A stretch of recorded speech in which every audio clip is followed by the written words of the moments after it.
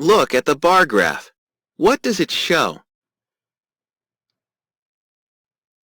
The length of each bar shows how many tickets each person sold. The students sold tickets to the carnival. How do you read the bars in the graph?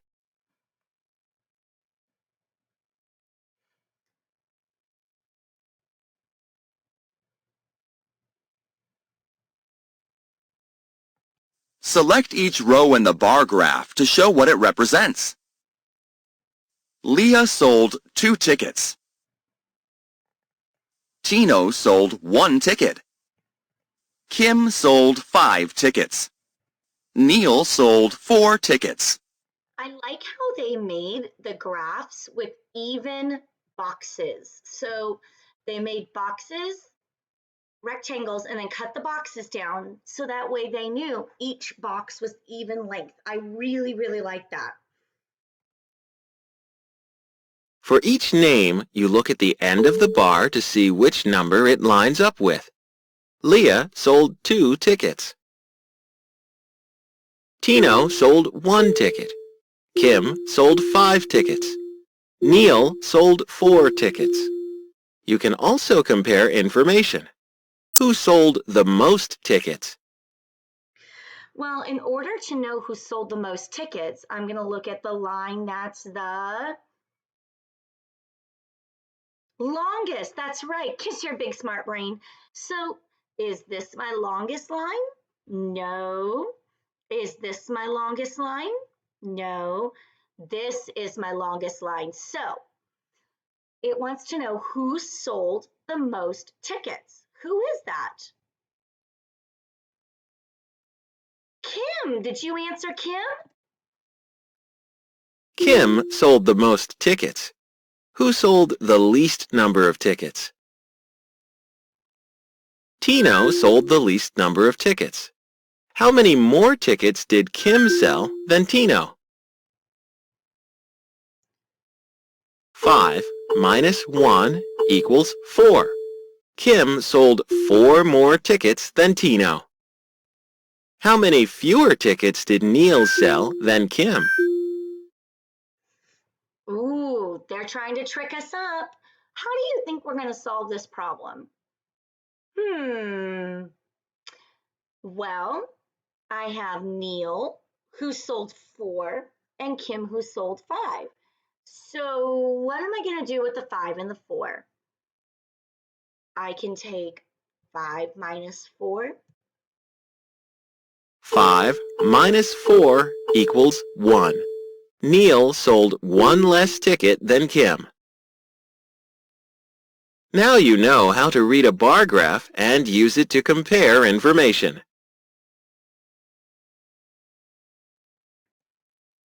The bar graph shows absences at school. How many absences were there in total on Monday and Wednesday? There were absences. So it wants to know absences Monday and Wednesday. So I'm going to look at Monday and I'm going to look at Wednesday over here. How many were on Monday? 6. How many were on Wednesday? 5. So am I going to add or subtract them if I want to know total on Monday and Wednesday? Am I going to add or subtract if I want to know my total?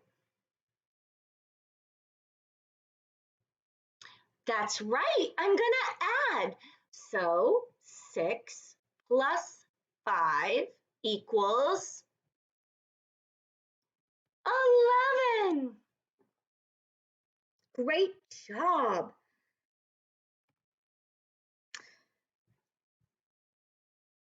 The bar graph shows absences at school.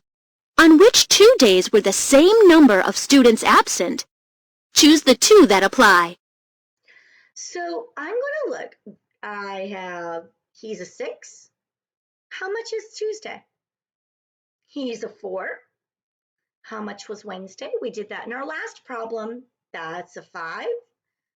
Thursday, that's a 4. Oh, these are the same. And Friday is a 3. So what 2 days? Tuesday and Thursday.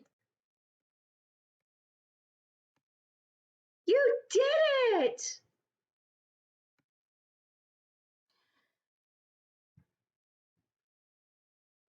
Use the bar graph to solve the problem. One of the students absent on Thursday was a boy. How many girls were absent? Girls were absent on Thursday. So we're going to look at Thursday. Thursday. How many students were absent on Thursday? We just saw that from the last question. It's 4. Now, one of those was a boy. How many left are girls? So I'm going to subtract. 4 minus 1 is 3.